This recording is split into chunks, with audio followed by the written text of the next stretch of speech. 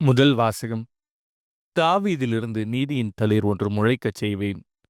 இறைவாக்கினர் எரேமியா நூலிலிருந்து வாசகம். அதிகாரம் 33, இறைவசனங்கள் 14 முதல் 16 முடிய. இதோ நாள்கள் வருகின்றன என்கிறார் ஆண்டவர். அப்போது இஸ்ரேல் வீட்டாருக்கும் யூதா வீட்டாருக்கும் நான் கொடுத்துள்ள வாக்குறுதியை நிறைவேற்றுவேன்.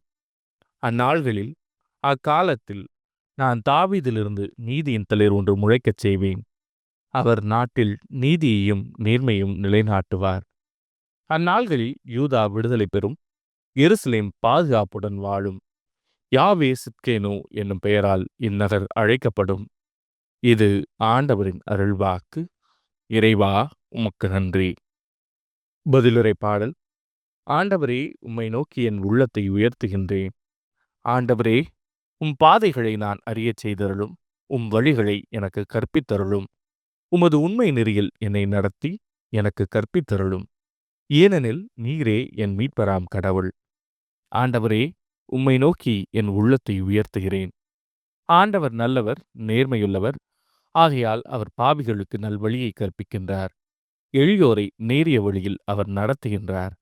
எளியோருக்கு தமது வழியை கற்பிக்கின்றார். ஆண்டவரே, உம்மை நோக்கி என் உள்ளத்தை உயர்த்துகின்றேன். ஆண்டவரது உடன்படிக்கையும் ஒழுங்குமுறையையும் கடைபிடிப்போருக்கு அவருடைய பாதைகளெல்லாம் பேரன்பும் உண்மையும் உள்ளனவாய் விளங்கும்.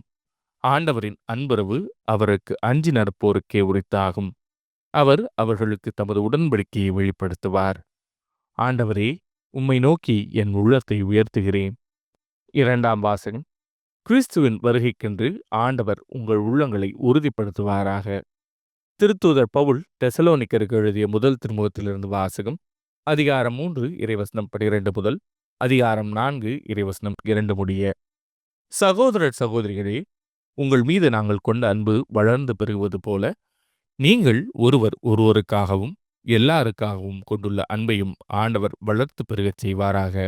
இவ்வாறு நம் ஆண்டவர் இயேசு தம்முடைய தூயோர் அனைவரோடும் வரும்போது தம் தந்தையாம் கடவுள் முன் நீங்கள் குற்றமின்றி தூய்மையாக இருக்குமாறு அவர் உங்கள் உள்ளங்களை உறுதிப்படுத்துவாராக.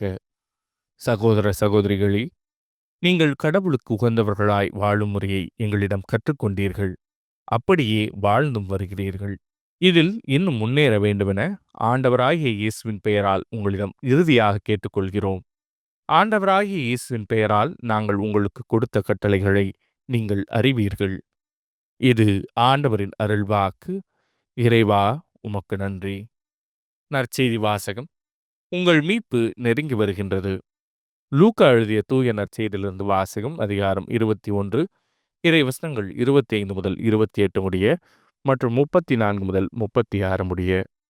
அக்காலத்தில் மானிட மகன் வருகையை பற்றி இயேசு தம் சீடர்களுக்கு கூறியது. கதிரவனிலும் நிலாவிலும் விண்மீன்களிலும் அடையாளங்கள் தென்படும். மண்ணுலகில் மக்களினங்கள் கடலின் கொந்தளிப்பின் முழக்கத்தினால் கலங்கி என்ன செய்வதென்று தெரியாது குழப்பமடைவார்கள். உலகிற்கு என்ன நேருமோ என எண்ணி மனிதர் அச்சத்தினால் மயக்கமுறுவர்.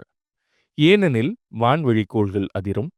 அப்போது மிகுந்த வல்லமையோடும் மாட்சியோடும் மானிட மகன் மேகங்கள் மீது வருவதை அவர்கள் காண்பார்கள். இவை நிகழத் தொடங்கும் போது நீங்கள் தலை நிமிர்ந்து நில்லுங்கள், ஏனெனில் உங்கள் மீட்பு நெருங்கி வருகின்றது.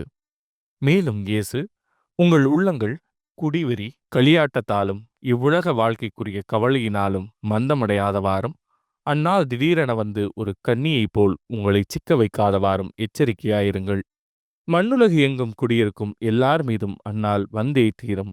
ஆகையால் நிகழப்போகும் அனைத்திலிருந்தும் தப்புவதற்கும் மானிட மகன் முன்னிலையில் நிற்க வல்லவராவதற்கும் எப்பொழுதும் விழிப்பாயிருந்து மன்றாடுங்கள் என்றார். இது ஆண்டவரின் அருள்வாக்கு. கிறிஸ்துவே, உமக்கு புகழ்.